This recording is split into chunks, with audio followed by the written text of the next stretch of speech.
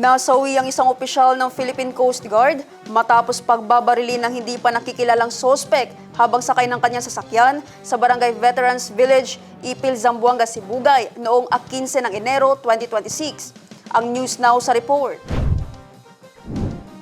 Kinilala ang biktima na si Lieutenant Junior Grade Glenic Itang na kasalukuyang nagsisilbi bilang Station Commander ng Coast Guard Station, Zamboanga, Sibugay.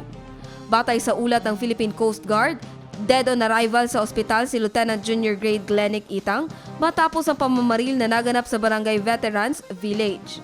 Ayon sa paunang investigasyon, sakay ng kanyang sasakyan ang biktima nang siya ay paulanan ng bala ng isang hindi pa nakikilalang lalaki na agad niyang ikinasawi.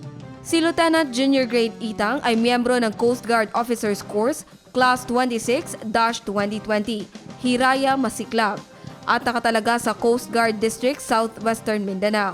Nagpaabot ng taus-pusong pakikiramay ang Philippine Coast Guard sa pamilya at mga mahal sa buhay ng yumaong opisyal.